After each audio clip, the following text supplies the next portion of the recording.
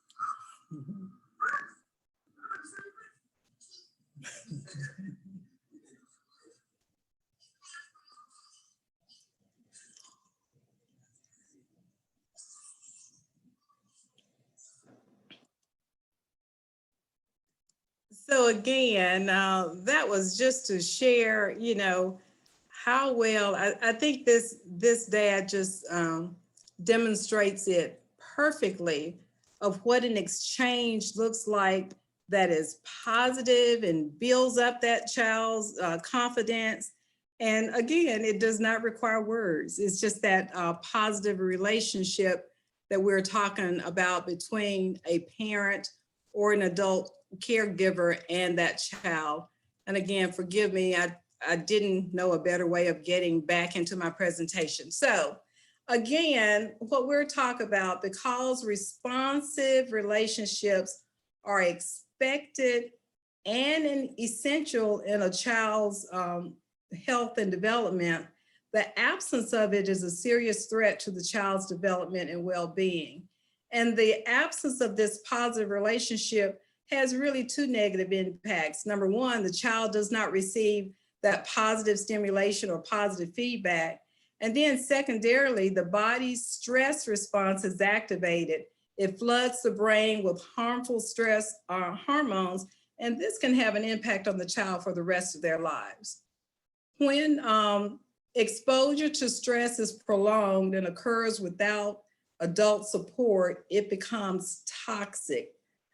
Toxic stress response can occur when a child experiences strong, frequent, and/or prolonged adversity, such as physical or emotional abuse, chronic neglect, caregiver substance abuse or mental illness, exposure to violence, and or the accumulated burdens of family economic hardship.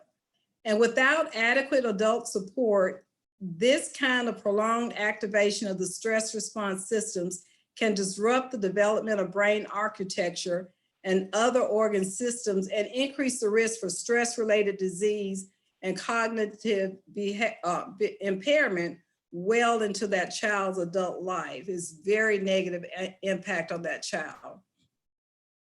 But on one thing, and before I move on, but the one thing I want to underscore again, if that child just has at least one positive adult caretaker in his life, it really can ameliorate a lot of the toxic stress, the effects of the toxic stress that the child can undergo.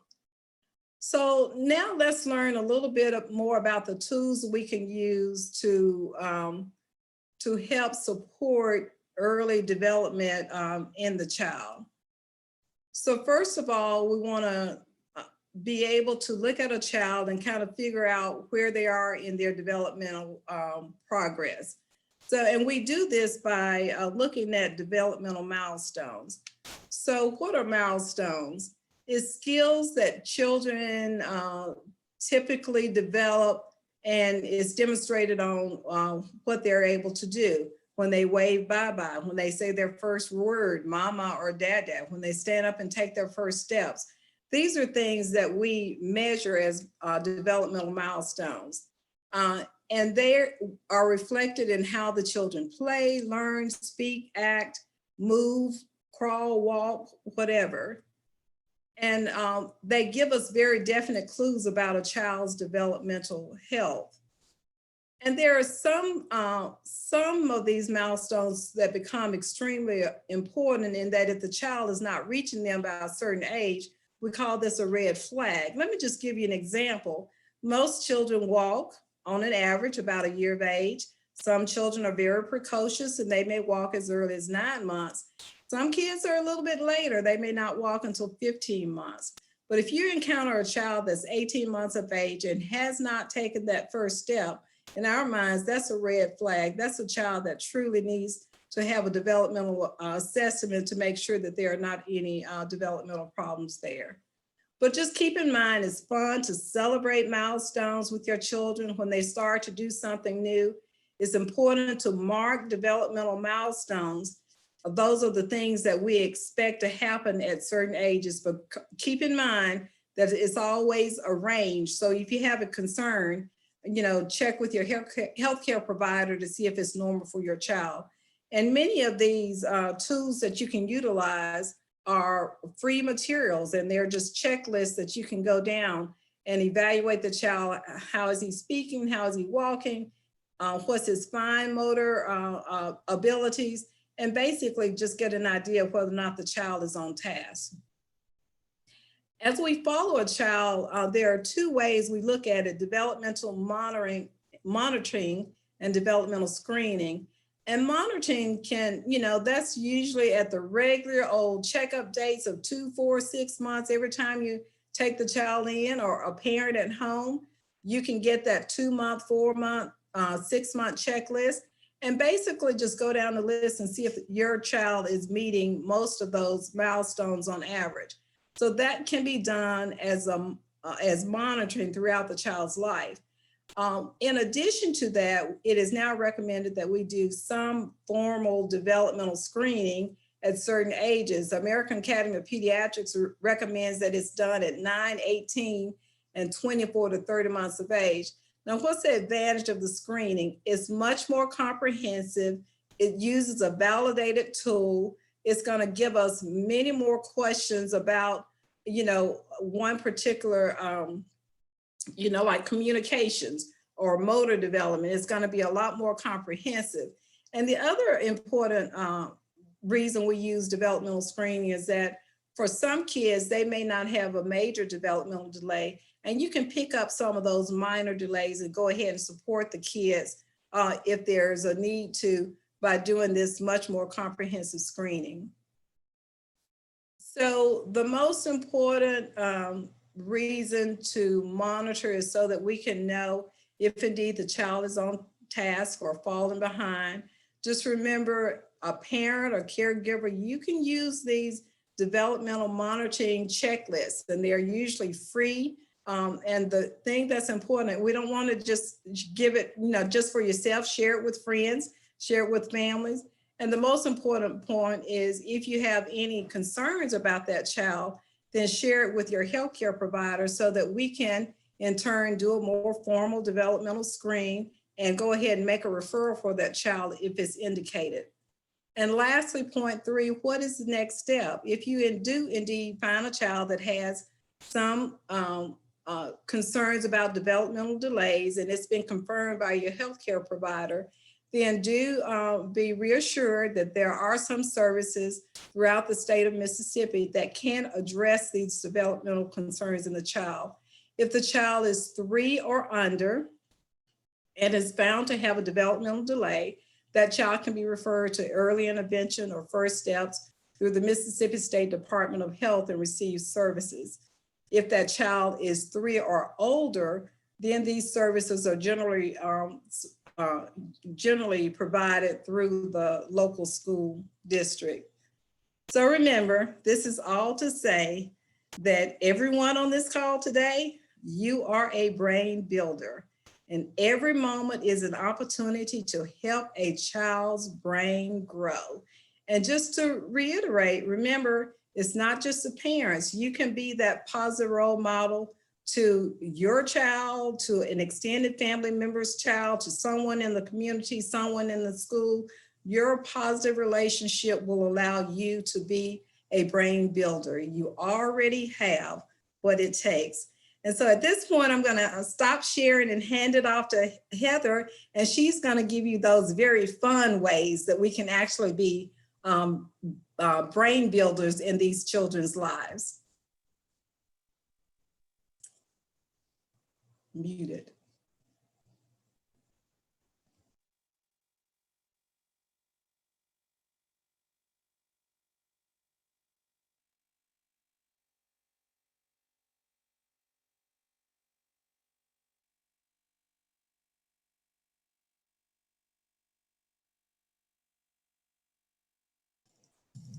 So Jordan, am I the only one who cannot hear Heather? Heather, I'm not hearing you. Okay. I can't hear either, but it says that she's not muted. Hold on, let's see here.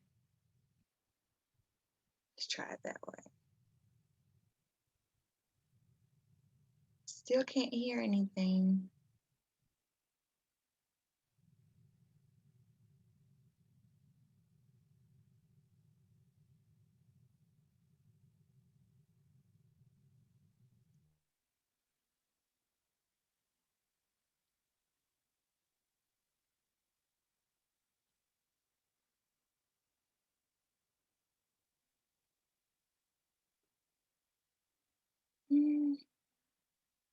Let's see.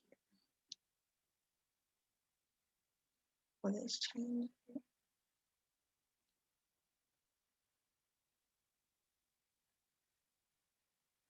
Still can't hear. I'm not sure. It's still, And it shows that you are connected through the microphone. Is your mic level turned down?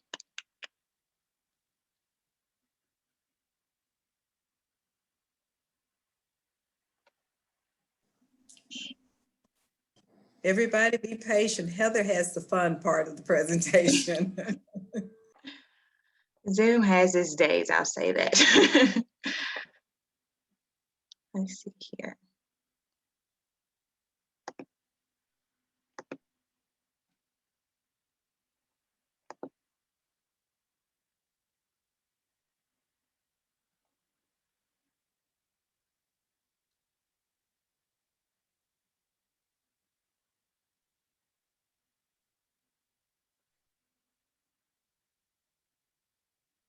Let's try that and see what happens. Just to rejoin really quickly, and that might help it.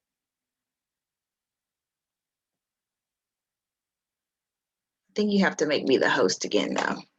There you go. All right, she's going to rejoin us just to see if the audio will join in. That's odd. So Jordan, perhaps if anyone has a question as we work through the technical difficulties, I'll be happy to answer any questions. Definitely.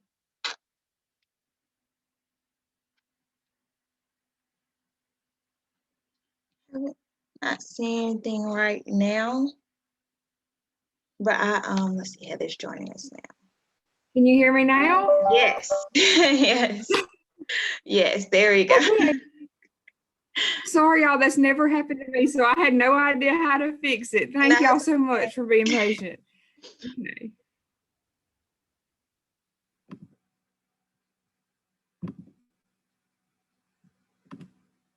Okay, here we go.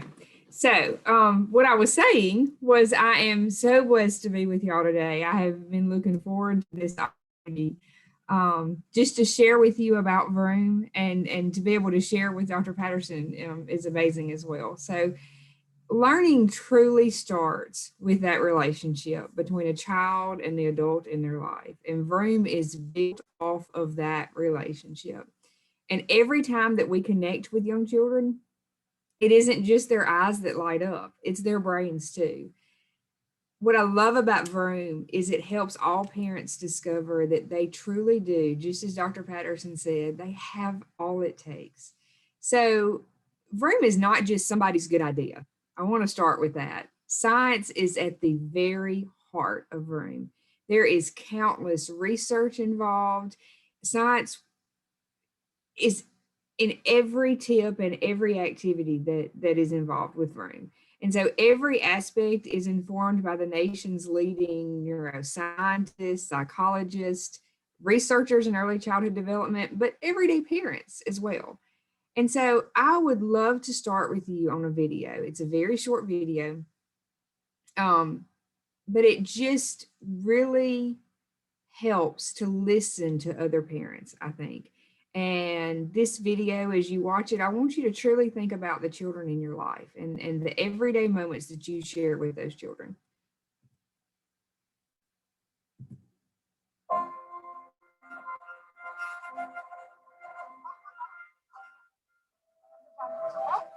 I'm really rushing all the time.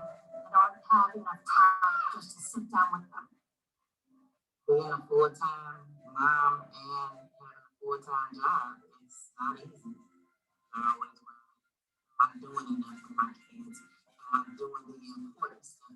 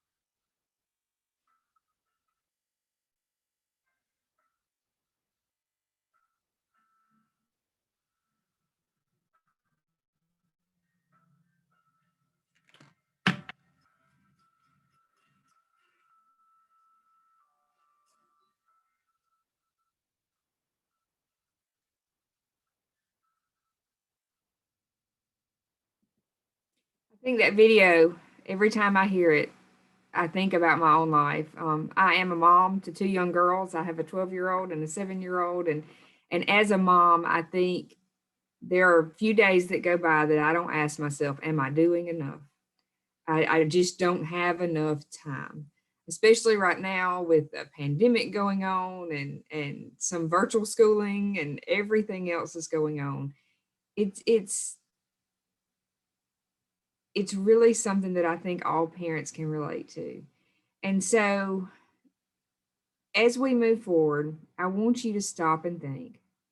Every one of us has been affected at some point in our life by an adult caregiver in a positive way.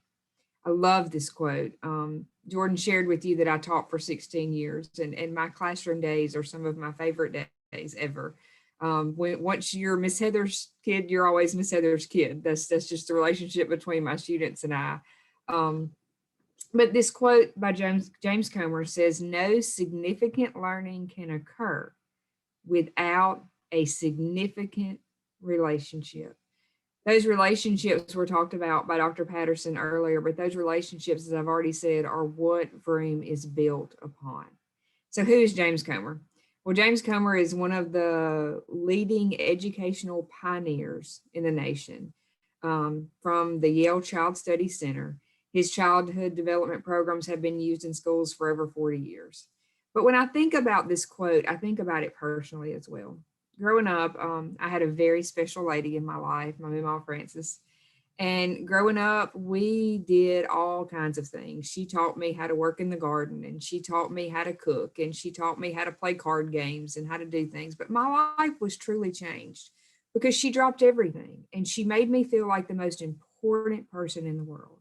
And when I think about that relationship, and I think about all the things that I learned from her, I think about how important those relationships are. Just as he says here, no significant learning can occur without a significant relationship. And because of that, that's why Vroom says everyone has what it takes to be a brain builder. So from the moment that a baby is born, there are simple things that you can do to help build their brain. So let's check out the 5 brain building basics. This is the science that Vroom is built upon. The first one is look. You can tell what a baby is interested in before they can ever use words by where their eyes go, by where their gaze is. I remember my oldest, Ella Francis, was just absolutely amazed by ceiling fans. She loved ceiling fans. It didn't matter where you were. She was just amazed by ceiling fans. We decided to load her up one day and we took her to Lowe's and we walked her down the ceiling fan aisle because it was like an amusement park for her. But you can truly tell what a child is interested in, even as a baby, by what's catching their eye. So you can interact with those things. You can make eye contact with that child by smiling and chatting and hugging and different things. So the next one is take turns, and it falls right into what Dr. Patterson was talking about when she talked about serve and return. The learning is enhanced when it's a back and forth interaction by taking turns when you're playing, when you're talking, when you're exploring. After they take a turn, you take a turn, and then go back and forth. And then there's chat. Children's brains literally light up when you talk and sing and make sounds. And I say that, and I know when I say that, you think, a lot of the science behind Vroom is based on science that is done at the iLabs in Washington, where these children do activities and they sit in this machine called a MEG machine. And it's kind of like a fancy MRI machine, but they're not laying down or anything. They're sitting in a chair, and this just kind of hovers over their heads. And as they do activities, you can actually see those neural connections in their brains lighting up. That's some of the research behind all this. But think about chat. When those babies are making sounds and coos, make those sounds back, and then see if they can mimic you back and forth. And you're having a conversation right there without using words. The video that Dr. Patterson used is one of my absolute favorites. As a teacher, the first thing I thought when I watched that was, what is that baby's vocabulary going to be? Just because that baby's being talked to. And you can tell even the interactions in there, the hand gestures and the laughing, there is meaning going back and forth, even if there's not words used. They also talk a lot about doing what's called telecasting, and that might feel a little weird at first, but basically it's doing a play-by-play of your life, like a sportscaster would do. So as you're cooking dinner with a baby, tell them, we're taking the pasta out. We're going to boil the pasta now. And just that talk makes a huge difference in the conversations and the language skills that they're going to need later on. And then there's stretch. Some of the last years in my classroom, we were encouraged to always include hot questions in our lesson plans. And hot questions were high order thinking questions. And basically they were just questions that made kids think. They made them stretch things a little bit further, taking that moment and going further with it. So my example for this, most of us ask children all the time, what's your favorite color? Well, that's not exactly a stretch question, but what will make it a stretch question is if you say, why is that your favorite color? That takes more thought. They have to stop and think about it. They have to stop and think about, why do I like that color? And then you could even go further and say, well, why do you like green and you don't like blue?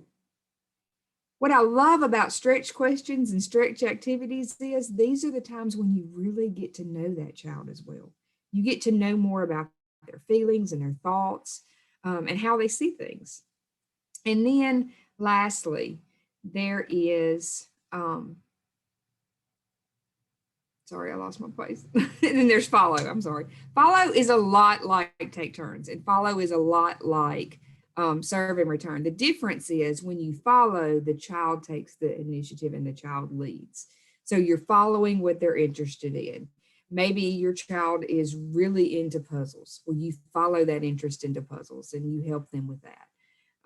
So what does this look like in families? I know you're probably thinking, well, how does that look? Well, we're going to see what that looks like right now. In everyday life, what do these 5 brain building basics look like in a family? Being a dad, it's not easy. Learning how to balance everything.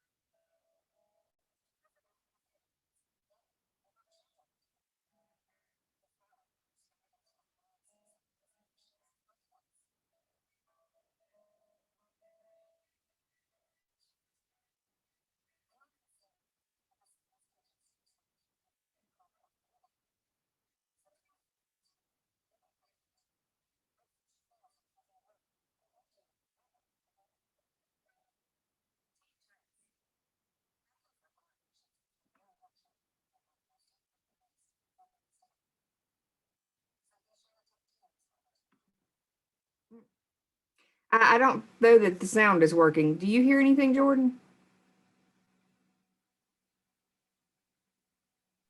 It's a little faint, but I hear like a little bit of it. Okay. Well, it's kind of just a visual representation of the things I've already just said. So we can move on. I don't want anybody to have to sit and try and watch a video that you can't hear the sound on by any means. So let me move. There we go. So brain building moments, these actions, these activities are all around you. It's simple things like playing peekaboo and counting toes that make up these brain building moments.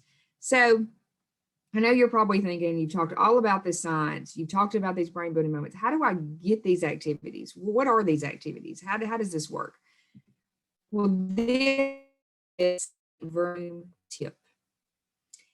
If the brain building basics, think back to Dr. Patterson talking about the brain building in the relation to building a house. If the brain building basics are part of that foundation, these are the bricks that you build. There are over 1,000 Vroom tips. They promote language development, early literacy, early numeracy, social emotional growth, and those executive function skills that Dr. Patterson talked about. Now, each tip is written to be developmentally appropriate. But Vroom understands that every child develops differently. And every child develops at their own pace. So each tip comes with a suggested age range. But you as a parent, I as a parent of my 2 girls know that each child is completely different. My oldest, Ella Francis, and my youngest, Sadie Grace, do nothing alike, and they are completely 2 different people. So you look at these and you pick what fits best. So if it says ages 4 to 5, but your child does better with the 3 to 4 range, do that. They're just a suggestion. By no means is this some kind of diagnostic tool, or is this saying where they are. That's what those milestone checklists are for. So the most important thing, though, is that these tips are meant to be fun. I, as a teacher, know in my 16 years that the students in my class learned the most when they didn't even realize they were learning anything. When they thought we were just playing a game were the times that they learned the most. And so many times children think this is just time my mama spent with me. This is just time my dad came alongside and we did something fun together. And that's what they think. But there is so much they're learning in these moments. So just for a second, let's look at this Vroom tip. It's kind of the anatomy of a Vroom tip. But the title of the tip is Home Museum, and that tells you what the activity is about. You can see that this tip is colored purple. They're actually color coded by those brain building basics. Now, do you have to know which basic you're doing to do the tip? No, not at all. But it does help sometimes just for you to understand the purpose behind it. So in this tip, it says, invite your child to find special things and lay them out like it's a museum or a store, and have them lead you through their collection, and ask them to share why those things are the most meaningful to them. And then take turns and you share some of your favorite things. I was sharing this one day and my 7-year-old overheard me and said, I'm going to do that tonight. So that night after supper, she had created a whole collection of her things, and we did this with her. One of the things I do want you to remember through all of this is that it is never too late.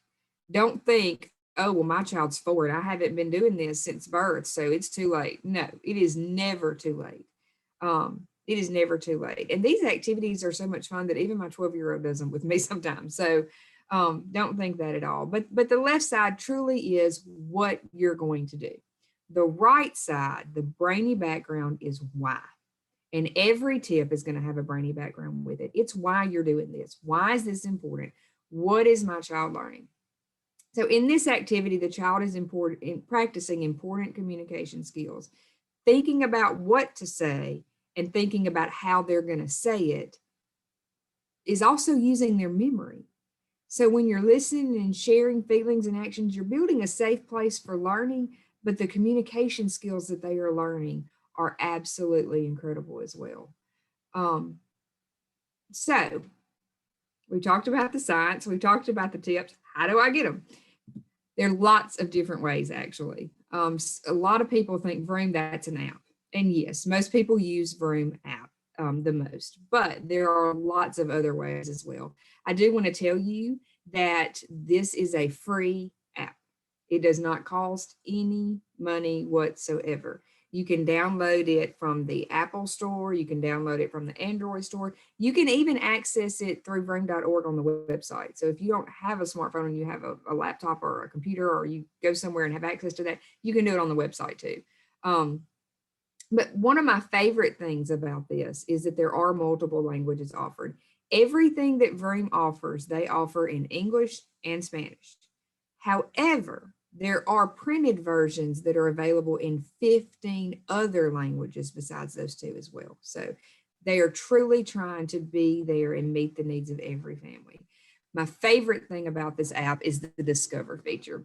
And this is why. I am a busy mom, and I do know what it's like to run here and there and everywhere. So every day, Vroom is going to send you a Vroom tip that you could do that day. And Vroom was truly created to layer on to what families are already doing. It was created to layer on to mealtime, bath time, chores, bedtime, getting dressed, those things. It's not something extra. I'm a mom, I completely understand. It is not something extra. It's something you do while you're already doing something else. But there are still times when that may not work. And now let's say it's not a pandemic and you've got soccer games all night, and the Vroom tip that pops up is something that you could do while you're folding clothes. Well, that's not going to fit that night. Well, then you click this discover feature and you can see here all the different options that you can pick and find something that does fit into your day. Maybe it's a time when you're sitting waiting to go to the doctor and you're just trying to fill that time, and you're trying to keep your child engaged and interacting during that time. You can pull one up and do it then. The other great thing about the app is that you can save your favorites. You can pull them back up at a moment's notice. And then there's a progress tracker, so it keeps up with how many things you've done each day. I'm going to speed up real fast. The first option here is the app that we just talked about. The middle option is another way, and it is Vroom by text. So you can text Vroom to 48258, and they will send you a Vroom tip once a week. The great thing about this is that there are no links, no pictures, no videos. So when you use these, you can use them if you don't have a data plan or if you don't have internet.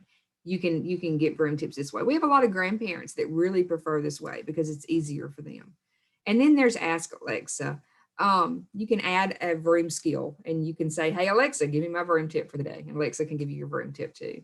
You know, of course, there's message and data rates and your cell phone plan that you pay for, but nothing that Vroom provides has a cost. It is all completely free. So this is what the website looks like. You have to remember vroom.org. If you type in vroom.com, it takes you to used car salesman website and nobody wants to be there. So make sure you type in vroom.org. You can see in the top, it says try now, and you can try it for free. You can log in and put your child's age in there and it'll give you those tips. You can learn more about the science behind Vroom here as well. There's so many things on the website for you to find. And then you can also find videos on the YouTube channel. And so on the Vroom YouTube, you can see some of these tips and actions. You can see regular everyday families doing these. You can see them in English, you can see them in Spanish. And you can see the videos that you may not have been able to hear today in my presentation here as well.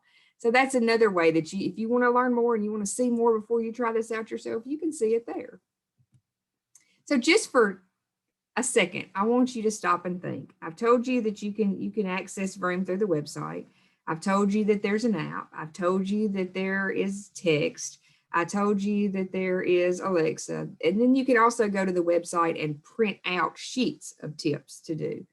So think for just a second, which one of these would fit into your life better? Which one of these would be the best way for you?